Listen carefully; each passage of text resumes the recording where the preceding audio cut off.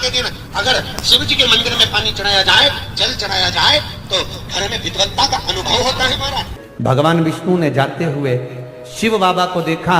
शंकर भगवान से, भगवान नारायण ने कहा आप कुछ कहेंगे नहीं? भगवान शंकर कहते हैं नारायण चिंता मत करो, बार के दिन अगर दाल चढ़ा कर जाएगा, चने की दाल को मंदिर के पीछे बैठकर ओम नमः शिवाय बोलकर जो नारायण को समर्पित करेगा, उसके मनवांचित फल को मैं 3 महीने में पूरा कर दूंगा, उसके मन की कामना को मैं 3 माह में पूर्ण कर दूंगा। आज भी नियम है, चने की दाल को लेकर जाते मंदिर के पीछे बैठकर चने की दाल को लेकर ओम नमः शिवाय का जाप करते हैं। 7 बार ओम नमः शिवाय बोलकर चने की दाल वापस घूमकर भगवान विष्णु को समर्पित करी जाती है, तो 3 महीने में मनोकामना पूरी हो जाती है। उस चने की दाल का इतना प्रमाण है, इतना प्रमाण। गुड़ जोड़ता है। जितने समय अतिथि हमारे घर में रहे, मेहमान हमारे घर में रहे, जिसको हमने आरती के समय पर गुड़ दिया है, जिसको हमने गुड़ दिया है, वो पाकर आनंद के साथ में। अच्छा, कभी तुमने सुना जो जिसके यहाँ पर गणेश जी नहीं होते, शादी ब्याह में अगर गणेश जी नहीं मिलते तो क्या करते हैं, वो गुड़ का जो ढेला होता है ना, उसी को आधा तोड़कर गणेश जी बना के रख देते हैं और उसी आधे गुड़ के ढेले का भोग लगा देते हैं। गुड़ का ही गणेश और गुड़ ही खजाना।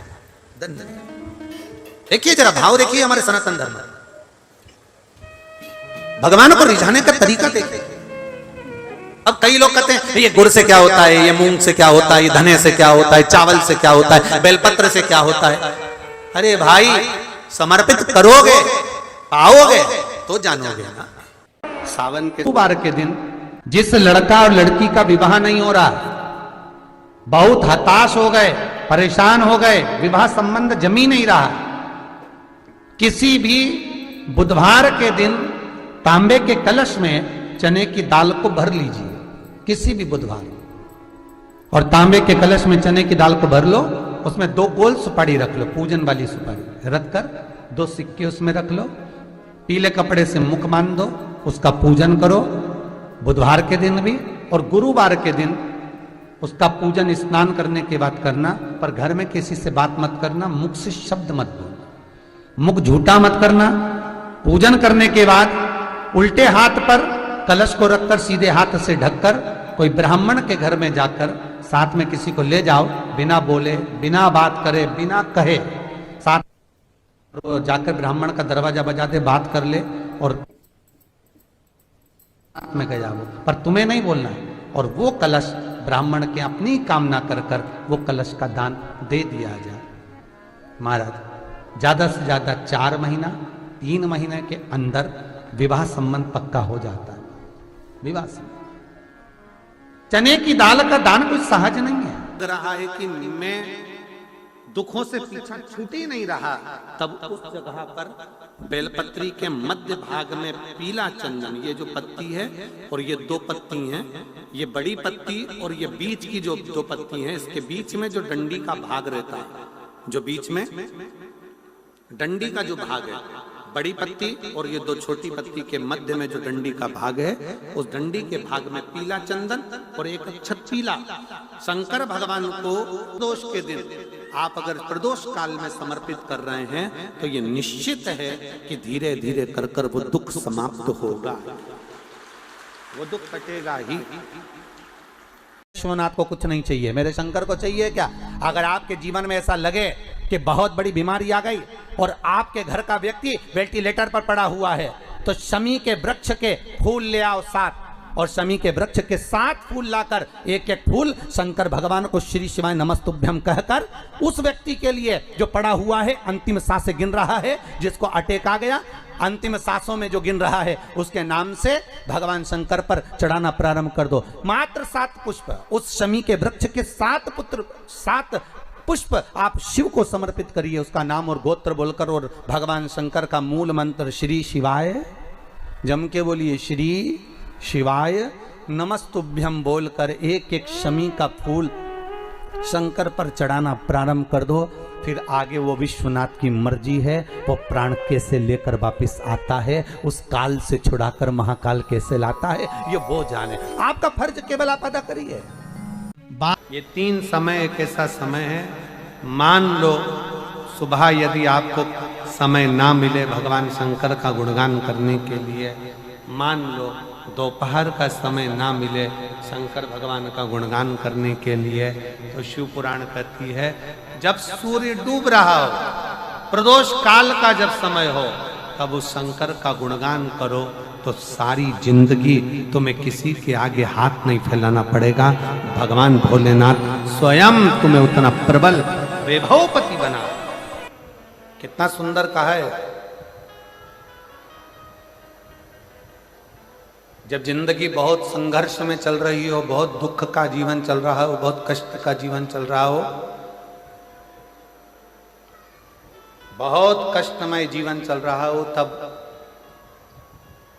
शमी के 5 पत्ते, शमी के 5 पत्ते, एक दुर्वा के साथ एक अक्षत चावल का एक दाना, वो भी हल्दी में भिंगोया हुआ हो या केसर में भिंगोया हुआ हो,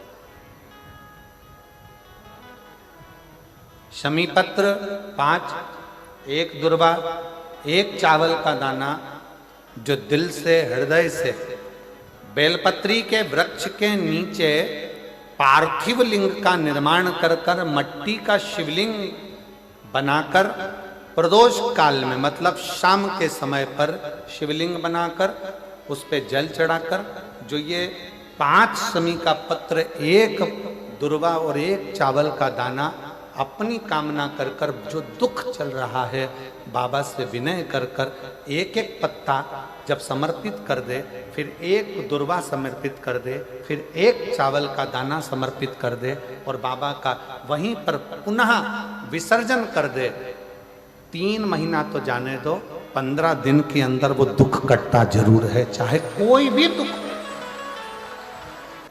किसी भी तरह का दुख क्यों नहीं। एक बेलपत्र के वृक्ष की परिक्रमा करने वाले को हजारों अश्वमेध यज्ञ का फल प्राप्त हो जाता है, हजारों अश्वमेध यज्ञ का फल प्राप्त हो जाता है। उसी तरह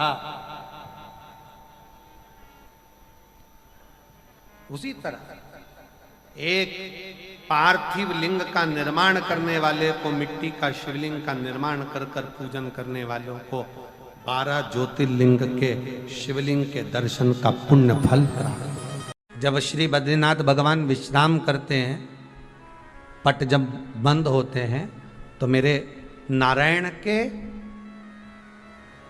हृदय से बाहर जो लक्ष्मी जी का मंदिर है, वहां से लक्ष्मी जी को लाकर हृदय से लगाया जाता है और भगवान को एक कम्मल पूरा घी में उसको लपेट कर, पूरे घृत में उसको लगाकर, गौ माता के घृत में उसको लगाकर नारायण को भगवान शिव का स्मरण कर कर लपेटा जाता है।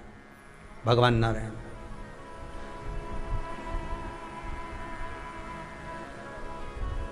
बद्रीनाथ बाबा के मंदिर में दिया घी से भर दिया जाता है, ताले लगा दिए जाते हैं, सब नीचे आ जाते हैं। जब अक्षय तृतीया के समय पर पट खोलते हैं, बाबा का कम्मल घृत से जुड़ा हुआ वैसा कि वैसे ही घृत भरा हुआ,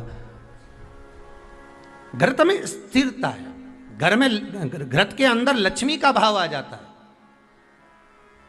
हमारे यहाँ हिंदू धर्म में बहुत सुंदर बात कही जाती थी पहले, आजकल जमाने में कहते कि नहीं कहते मालूम नहीं, पर मारवाड़ के अंदर एक रीति थी, घर के अंदर रसोई घर में एक इतनी बड़ी कुल्हड़ होती थी जिसमें घी भरा होता था, छोटी सी चम्मच होती थी, उसमें पूरे घर का घी खाली हो जाए और उस कुल्हड़ का घी खाली नहीं होना चाहिए।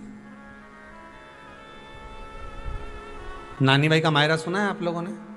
अगर नानी भाई का मायरा सुना होगा तो नानी भाई के मायरे में नरसिंह मेहता जी की जो दादी के प्राण छूटे थे, वो केवल इसी बात पे छूटे थे। अगर नानी भाई का मायरा सुना होगा तो आपको मालूम होगा, नानी भाई के मायरे में जब नरसिंह मेहता भोजन करने के लिए बैठे तो नरसिंह मेहता की भाभी दुरत गौरी ने कह दिया दादी के सामने, जब दादी बोली क्यों इसकी रोटी में घी नहीं लगा, तो कहा कुल्हड़ का घी समाप्त हो गया है, रसोई घर में जो बाटकी रखी थी उसका घी समाप्त हो गया।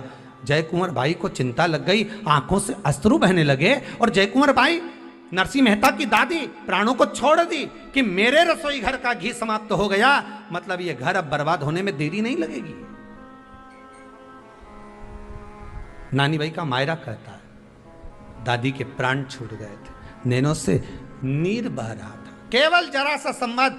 शास्त्र कहता है घर के रसोई घर में जिस बाटकी से आप रोटी पर घी लगाते उसकी बाटकी में भले आधा चम्मच घी पड़ा पर पड़े रहना चाहिए। क्यों? वो लक्ष्मी को घटने नहीं देता। जिस दिन बाटकी मंज जाए, साफ हो जाए, उसी दिन उसको धोकर पोंछ कर वापस भर देना चाहिए। अगर बाटकी गंदी हो गई तो आप धो पोछो, मना नहीं है, पर उसको धोने पोंछने से पहले एक कटोरी में घी भर दो, चम्मच रख दो। पर रसोई घर में बाटकी में घी होना चाहिए और उसमें आप डालते रहो और लगाते रहो, रोटी में चलेगा, पर बाटकी का घी समाप्त नहीं होना चाहिए, कुल्हड़ का घी समाप्त नहीं होना चाहिए। वो बरकत है, वो भंडार है, वो संपदा है हमारी।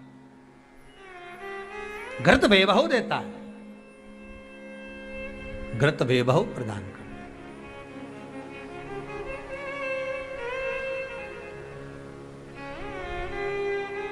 घृत वैभवता देता है।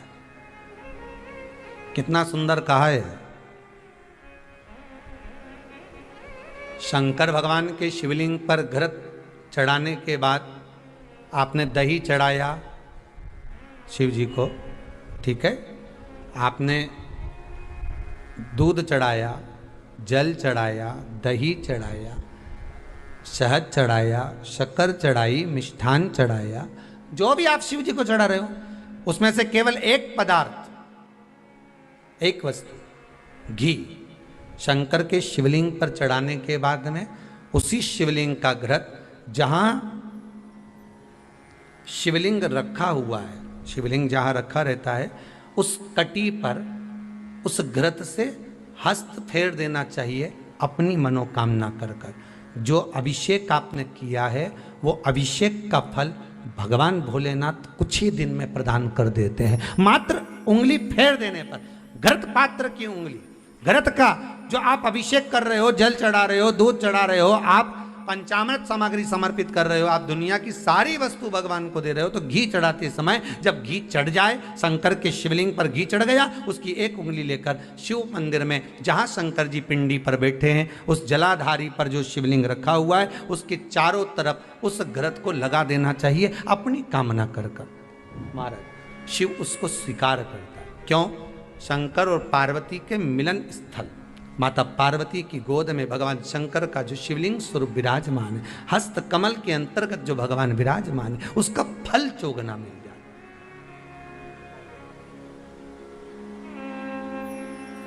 शक्तिपीठ नाम सुना है? अरे बोलो तो, जितने लोग कथा सुन रहे, शक्तिपीठ नाम सुना है? शक्तिपीठ का मतलब क्या होता है? जहां पर माता सती के अंग के टुकड़े होकर गिर पड़े, वो शक्तिपीठ के रूप में निर्मित हो गए। तो जितनी भी शक्तिपीठ होती है, उन शक्तिपीठ में आप लड्डू चढ़ाएं, पेड़ा चढ़ाएं, वस्त्र चढ़ाएं, आभूषण चढ़ाएं, सोना चढ़ाएं, चांदी चढ़ाएं, मुद्रा चढ़ाएं, आपकी मर्जी पड़े करोड़ों रुपए चढ़ाएं, मना नहीं है। पर शक्तिपीठ का दर्शन करने जब जाएं तो कम से कम थोड़ा साथ में गाय का घृत, असली घी साथ में लेकर अवश्य जाएं। क्यों? शक्तिपीठ पर भी घी समर्पित करने से मनोकामना पूर्ण हो जाती है। आप आएंगे शक्तिपीठ का दर्शन करके और मनोकामना पूर्ण होना है। मात्र शक्तिपीठ।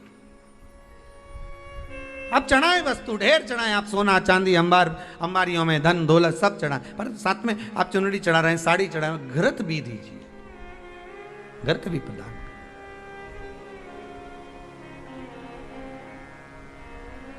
घृत का दान मूल है। धर्म पत्नी से संतान नहीं, औलाद नहीं, बड़े दुखी है, बड़े दुखी। अच्छा, संतान नहीं हो, किसी नारी की गोद, अगर स्त्री की गोद अगर खाली रह जाए तो भी दुख होता है उसको कि मेरे घर में औलाद नहीं, संतान नहीं। हम कई बार कहे, आज फिर कहते हैं, ये टेस्ट भी बाद में कराना, सारी जांचें बाद में कराना। एक बार शंकर का भजन कर कर देख लो, सब जगह से अगर हार जाओ और सारे रिपोर्ट आपकी आपने सब दूर दिखा ली, तो एक बार शंकर पर भरोसा कर कर तुम रुका जी का नाम लेकर सफेद आंकड़े की जड़ को शिवजी पे से रजस्वला धर्म के 7वें दिन 21 बार घुमा लो, नाम गोत्र बोलकर कमर में लाल धागे में बांध लो, पीपल के पत्ते शिवजी को चढ़ाओ, उठाकर लाओ, उस एक पत्ते को रात्रि को गाय के दूध में उकालो और उस दूध को दोनों पति पत्नी पियो, साथ रहिए। समय आएगा, बाबा चाहेगा तो 3 या 4 महीने में गर्भ ठहर ही जाएगा। सारे डॉक्टर को दिखा लिया अपनी जगह, टेस्ट भी करवा लिया अपनी जगह, पर एक बार प्रयोग, और वो विश्वास रखकर करना पड़ेगा। शंकर पर जो भी कार्य कर रहे हो आप, जो उपाय कर रहे हो आप, शिव का स्मरण कर, भगवान पर अगर विश्वास रखोगे, भरोसो दृढ़ इन चरणन कहो, श्री वल्लभ नक चंद्र छटा बिन सब जगह माही अंधेरो। अगर भरोसा है तो शंकर है, और भरोसा नहीं तो शिव कहां से। विश्वास लेकर अगर आए हो तो काम तो होगा। ये लोग काशी से आए हुए हैं, विश्वास लेकर ही तो आए होंगे कि हम जाएंगे शंकर की कथा में तो बाबा कृपा जरूर करेगा। कई लोग यहाँ पर बैठे हुए हैं जो विश्वास लेकर आए हुए हैं, दूर दूर से आए हुए हैं, केवल विश्वास लेकर कि भगवान कृपा करेगा किसी ना किसी रूप में, मुझे विश्वास है कि बाबा मेरी सुनेगा। और फिर कहता हूं, कथा में अगर आपने मन लगा लिया, भले टीवी चैनल के माध्यम से श्रवण कर रहे हो, भले मोबाइल के माध्यम से श्रवण कर रहे हो, भले पंडाल में सुन रहे हो, बाबा से अगर दिल से आपने अगर कह दिया तो 3 महीना बहुत होता है सब कामना पूरी होने के लिए। मेरा बाबा आपको कुछ ना कुछ दे ही देता है, बस आपकी रुचि के अनुसार सुख प्रदान कर ही देता है। आप उस पर विश्वास, भरोसा, भटकना नहीं है हमको। जिस नारी का रजोधर्म के अंतर्गत नारी को जो जो परेशानियां होती हैं, कोई के 8 दिन पहले, 4 दिन पहले, 3 दिन पहले कहीं ना कहीं रजोधर्म के अंतर्गत जो बीमारियां होती हैं, उसके लिए महाराज 7 चने की दाल के दाने तुलसी महारानी के सामने कटोरी में रखकर तुलसी के 3 पत्ते उसमें डालकर अपनी मनोकामना कर कर तुलसी में 3 बार जल छोड़कर वो तुलसी और वो चने की दाल ले जाएं और उसको धीरे धीरे कर कर एक एक कर कर सुबह शाम दोपहर में उसको खा लीजिए। रजोधर्म से जुड़ी हुई परेशानी समाप्त। कोई सहज नहीं है महाराज। चने की दाल को स्वर्ण दान का भी भाव कहा गया। हमारे हिंदू धर्म में चने की दाल को स्वर्ण दान भी करते हैं। जो व्यक्ति स्वर्ण दान नहीं कर पाता वो चने की दाल का दान कर देता है, तो स्वर्ण दान के बराबर मान्य है महाराज। फिर निवेदन करा, चने की दाल का व्याख्यान वर्णन फिर किया गया। मान लो कोई प्लाट है, कोई प्रॉपर्टी है, कोई जमीन है, कोई जायदाद और नहीं बिक रही, बहुत परेशान हो गए, लाखों करोड़ों रुपए तुम्हारे डूब गए और ये प्रॉपर्टी बिके, तब तुम उबरो, तो उसके लिए चने की दाल को एक रात्रि पहले रविवार के दिन घर में गला लीजिए और उसको गलाकर दूसरे दिन उसमें थोड़ा सा चंदन मिलाकर पीस लीजिए। पर पीसना आपको मिक्सर में नहीं है, पीसना आपको सिलबट्टे पर, चकोटी पर जो आपके यहाँ उससे उसको पीस लीजिए। और पीसने के बाद उसमें थोड़ा सा दूध मिलाकर शिव मंदिर में जाकर शंकर भगवान के शिवलिंग का सोमवार के दिन लेपन करिए। लेपन कर कर अपनी कामना कर कर शिवलिंग पर 3 उंगलियां लगा लीजिए महाराज, अपनी कामना कर कर। जो 3 उंगलियां आपने लगाई है, उंगली हटाते समय चंदन के लेपन को जो लगाया आपने, चने की दाल का लेपन, स्वर्ण का लेपन, उसको हम कहते हैं स्वर्ण लेपन, उसको लेकर आ जाइए महाराज। उसको थोड़ा सा लेकर आ जाओ, एक किसी भी फूल में उसको लगाकर जो जमीन, जो प्रॉपर्टी, जो जगह बेचना है वहां पटक दीजिए महाराज। उसके ग्राहक आना चालू हो जाएंगे और वो प्रॉपर्टी शीघ्र बिक जाएगी। अपनी कामना के अनुसार बिकेगी कि कितने में आपको बेचना, अपने अनुसार। महाराज चने की दाल स्वर्ण दान के बराबर है। चने की दाल को सहज नहीं समझा जाता, गुरु भक्ति के लिए बहुत मूल है। माताएं कई बार पीले गुरुवार करती हैं या केले के पेड़ के नीचे पूजन करती है तो चने दाल समर्पित करती है। क्यों करती है? उसका भाव है स्वर्ण दान के बराबर, मनवांचित फल की प्राप्ति के लिए, मनोकामना के लिए। जिस जमीन में फसल कम होती हो, जिस जमीन में प्रॉपर्टी के अंतर्गत कहीं लाभ नहीं मिल रहा हो, जो कई लोग वो जमीन की दलाली का काम करते हैं ना, जमीन बेचवाते हैं, खरीदवाते हैं और कोई लाभ ही नहीं मिल रहा, कई दिनों निकाल दिए, साल निकाल दिए, कोई लाभ नहीं हुआ, तो निवेदन है शंकर भगवान के मंदिर में शिवलिंग पर 108 चने के दाल समर्पित करो। उस 108 चने की दाल को प्रदोष के दिन शाम के समय समर्पित कर कर उस दाल को उठाकर लिया, जेब में पीले रुमाल के साथ उसको बांध कर रख लो। किसी प्रॉपर्टी का सौदा कराने जाओ, उसको पटक कर लेकर जाओ, आपके लाभ होना चालू, सौदे होने चालू, आपको कमीशन मिलना चालू। बद्रीनाथ में अगर 41 दाने चने की दाल के पीले कपड़े में बांध कर जो शंकर भगवान के 41 बार नाम लेकर बद्रिकाश्रम को चढ़ाता है, आज भी उसकी मनोकामना पूरी हो जाती है। इसलिए बद्री नारायण में चने की दाल चढ़ती है। क्यों चढ़ती है किसी को नहीं मालूम, पर उसका कारण यह शिव महापुराण में लिखा कि बद्रिकाश्रम में चने की दाल शंकर भगवान का नाम लेकर चढ़ाई जाती है। क्यों?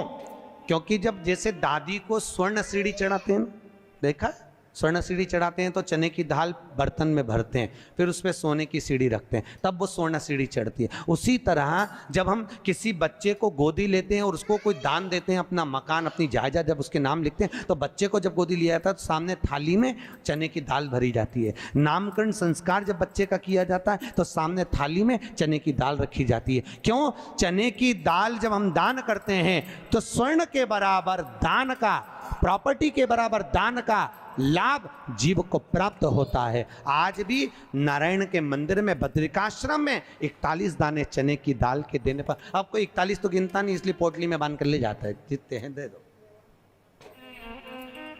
शिव का नाम समर्पित करिए।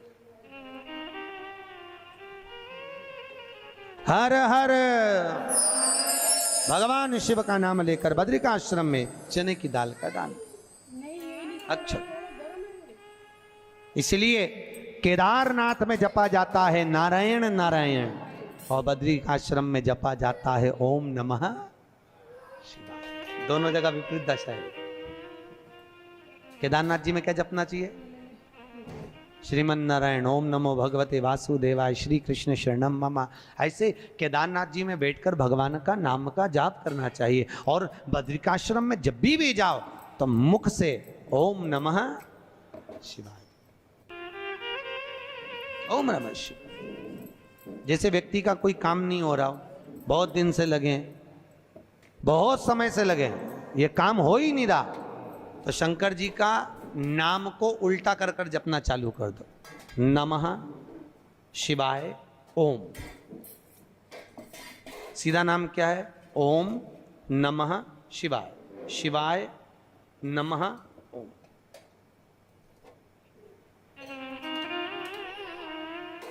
जब उल्टा नाम व्यक्ति जपना चालू कर देता है, जिस बच्चे के, बच्ची का, जिसका भी विवाह नहीं हो रहा हो, कोई काम नहीं हो रहा हो, कोई सीए की पढ़ाई कर रहा है और एग्ज़ाम में निकल ही नहीं रहा, 3-3 4-4 बार बैठ गया, पास ही नहीं हो रहा, उस बच्चे को बोल दो बस सुबह उठते से ही शिवाय नमः ओम बोलना चालू कर दे, एक ही बार में सिया पास ले। कहा करत बा, जॉब नहीं लग रहा हो, जब उल्टा उल्टा जप ले। ये उसी में का हाल है। जैसे किसी व्यक्ति से अपने को पैसा लेना और दे नहीं रहा, क्या करना है? सूर्य नारायण भगवान को अर्घ दो। तो 21 दाने लाल मिर्ची के जो दाने होते हैं, देखें लाल मिर्ची के अंदर दाने होते हैं, उसके 21 दाने निकालकर पानी में डाल दो और पानी में डालकर उसी जल से सूर्य को अर्घ दे दो। उस व्यक्ति का नाम लेकर जिससे पैसा लेना है, हाथ जोड़कर देने आता है, तुरंत 3 महीने के अंदर पैसा लौटा दे, तुरंत हाथ जोड़कर। ये सूर्य को अर्घ देने पर मात्र व्यक्ति दौड़कर पैसा देने आता है, कितना भी हो, रहने नहीं देता प्रचंड। शिव के सिवा दुनिया में कोई दानी नहीं, शंकर जैसा कोई दानी नहीं हो सकता। स्वयं कैलाश पर रहता है और दुनिया को लखपति, करोड़पति, आनंदपति बनाकर भेज देता है। कभी अगर मौका लगे, कभी ऐसा योग लग जाए कि कोई आपसे कहे कि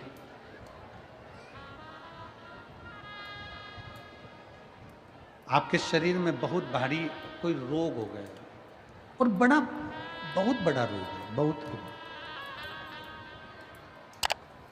और शरीर में बहुत बड़ा रोग हो गया हो और वो रोग समाप्त नहीं हो रहा, वो रोग समाप्ति की ओर जा ही नहीं रहा, रोग समाप्त हो ही नहीं रहा, तो एकांक्षी नारियल लीजिए। श्रीफल, नारियल देखा है सब लोगों ने? श्रीफल जो होता है, नारियल जो होता है, एकांक्षी नारियल। एकांक्षी नारियल से मतलब है कि नारियल में जो जटा होती है उस जटा के स्थान पर 3 नेत्र होते हैं।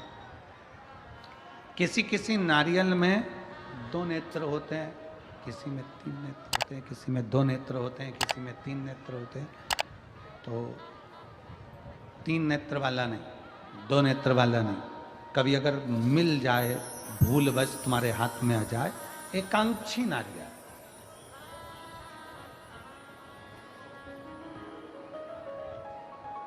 एक नेत्र वाला। पहले बताओ देखा है कि नहीं देखा? पहले ये तो बोलो कि नारियल के पीछे 3 आंखें दिखती हैं, 3 आंखें, किसी में 2 आंखें नजर आती हैं। उसी तरह एक एकांक्षी नारियल, एक नेत्र वाला। कभी अगर मौका लगे और अगर रोग बढ़ रहा है, घट नहीं रहा, तकलीफ बढ़ रही है, घट नहीं रही, सारे इलाज करवा लिए, सारी दवाइयाँ ले ली, सारी जांचें करवा ली, सारे डॉक्टरों को दिखा लिया, उसके बाद भी अगर आराम नहीं लग रहा है तो एकांक्षी नारियल। और उस एकांक्षी नारियल के साथ में 7 दुर्वा, 7 बेलपत्र,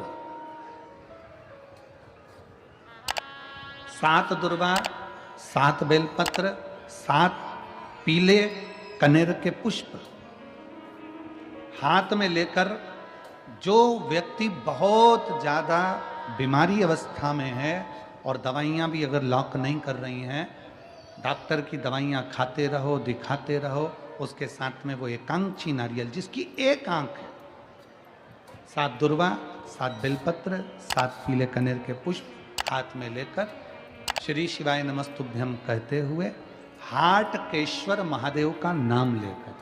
कौन से महादेव? हाटकेश्वर महादेव। हाटकेश्वर महादेव का नाम लेकर अपनी कामना करते हुए, बाबा से विनय करते हुए, जहां से, जैसे ये शिवलिंग है, ये जलाधारी है, ये जलाधारी से जल बह रहा है, ये जल बहकर जहां से जाता है, ये जल बहने के स्थान जहां तक है, उसके बीच में कहीं पर भी, जहां जल बह रहा है ना, ये पानी बहकर जहां जा रहा है, उस स्थान पर कहीं पर भी, वो जल बहकर जहां से जा रहा है जमीन पर, उस स्थान पर कहीं पर भी उस नारियल को, एकांक्षी नारियल, 3 आंख वाला नहीं, 2 आंख वाला नहीं, एक नेत्र वाला एकांक्षी नारियल, सफेद पीला कनेर, 7 बेलपत्र, 7 दुर्वा के साथ में उसको रख दीजिए और 1 लोटा जल देवाधिदेव महादेव को दक्षिण के भाग में खड़े होकर, उत्तर की ओर मुख कर कर, यहाँ बैठकर या खड़े होकर इस भाग में उधर की ओर देखते हुए जल समर्पित कर दीजिए। उसमें से 1 बेलपत्र, 1 दुर्वा उठा कर लिया, उसी में से 1 कनेर का पुष्प अशोक सुंदरी वाली जगह पर समर्पित कर दो। दुर्वा सुबह के समय पर खाना है, बेलपत्री दोपहर के समय पर खाना है। उसके बाद में 15 दिन 8 दिन बाद फिर वापस जांच कराओ, आपके रोग में आराम मिलना प्रारंभ हो जाएगा। शिव उसको ठीक होना प्रारंभ कर। एकांक्षी नारियल आजा बेटा दान दीजिए। गुरु द्रोणाचार्य ने कहा कि जो शीश का दान दे देगा, जो शीश,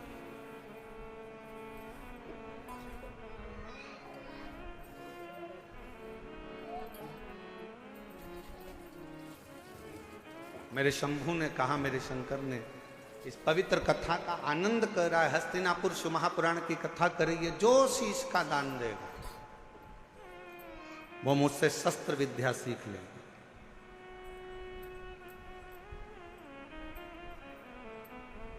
अब कौन शीश का दान दे? सब 105 जितने शिष्य बैठे थे गुरु द्रोणाचार्य के, उसमें से 100 शिष्य उठकर चले गए।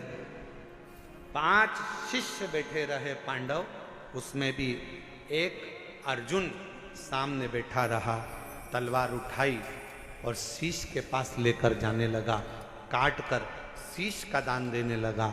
गुरु द्रोणाचार्य ने मना कर दिया, मुझे कटा हुआ शीश नहीं, तेरे धड़ पर लगा हुआ शीश मेरे चरणों में पड़ जाएगा, उतना दान बहुत है और मैं तुझे दे दूं, मत दीजिए। शंकर भगवान को तुम्हारा धन नहीं, वैभव नहीं, सत्ता नहीं, दौलत नहीं, शिव जी को केवल तुम्हारा एक लोटा जल शिव को समर्पित कर दो। एक लोटा जल भी नहीं हो तो 3 बार ताली बजा दो, वो भी नहीं है तो मुख से बम बम बोले बोले, ये भी नहीं बोल सकते तो मुख से हर हर महा, इतना कर सकते बहुत।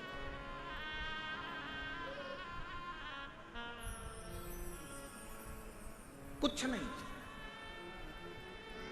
जिस दिन अहंकार छोड़कर, अभिमत्ता त्याग कर, अभिमान का त्याग कर कर, जिस दिन अहंकार को छोड़कर तुम शिव की ओर बढ़ोगे, शिव तुम्हें प्राप्त हो जाएगा। हस्तिनापुर शिव महापुराण की कथा में हस्तिन नाम का जो राजा था वो शंकर का परम उपासक था, जिसने इस राज्य को बसाया था।